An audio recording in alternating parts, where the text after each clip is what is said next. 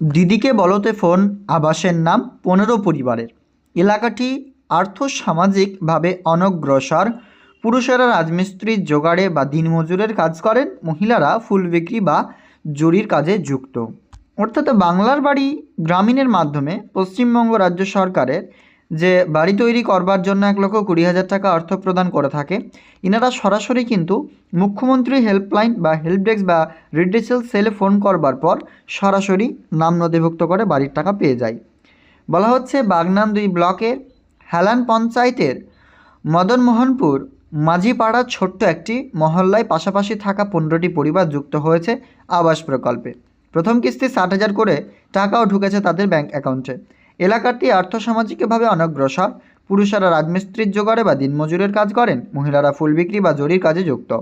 স্থানীয়রা জানান, আবাসের প্রথম তালিকায় এলাকার কারো নাম ছিল না। পরে স্থানীয় তৃণমূল নেতৃত্বের পরামর্শে বাসিন্দারা দিদিকে বলতে ফোন করে নাম নথিভুক্ত করেন। নবান্নের নির্দেশে সমীক্ষা করে ব্লক প্রশাসন তাতেই ভাগ্যের শিকে ছেড়ে ঝুপড়িবাসী 15টি পরিবারের যে প্রকল্পের নিয়মে একটি ঘর, বারান্দা, রান্নাঘর এবং শৌচালয় তৈরি করতে হবে। এজন্য মোট সরকারি বরাদ্দ 1,20,000 টাকা দিয়ে থাকে। তবে একইভাবে দিদিকে বলতে নাম নথিভুক্ত করেও এলাকার ঝুপড়িতে বসবাসকারী আরও 15টি পরিবার নাম আবাসের তালিকায় ঢোকেনি।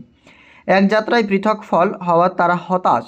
পঞ্চায়েত সমিতির কর্মাধ্যক্ষ সমরেন্দু সামন্ত বলেন, পরে যদি ফের টাকা দেওয়া হয়, যারা পাননি তাদের বিষয়টি দেখা। আবাসের প্রথম কিস্তির টাকা পেয়েছেন, ঝুপড়ি ভেঙে নির্মাণ শুরু করেছেন। তিনি বলেন, টাকার পরিমাণ খুবই কম, তাই গায়ে গতরে খেটে রাজমিস্ত্রির খরচ বাঁচাচ্ছি।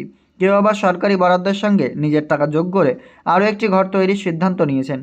যেমন রাজেশ সাউ, তিনি বলেন, ছেলে বৌমাকে নিয়ে ঝুপড়িতে থাকতাম, নিজের কিছু টাকা লাগিয়ে 2 কামরার বাড়ি তৈরি করেছে, নিজেরাও রাজমিস্ত্রির সঙ্গে জোগাড়ের কাজ করেছে। ব্লক প্রশাসনের এক কর্তা জানান, 2022 সালের সমীক্ষায় এই এলাকা বাদ পড়ে যায়, তাতেই বিপত্তি হয়েছিল।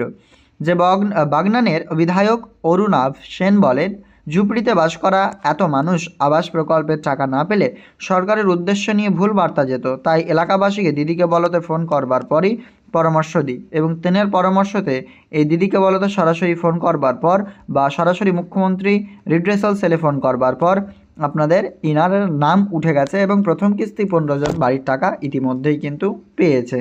সরাসরি আপনারা গুগলে এসে সার্চ দেবেন cmo.wp বা ডিরেক্টলি লিঙ্ক সার্চ করতে পারেন cmo.wp.gov.in, তারপরেই চলে আসবে এরকম ইন্টারফেস, যেটাই হচ্ছে দিদিকে বলো বা সরাসরি মুখ্যমন্ত্রী হেল্প ডেস্ক।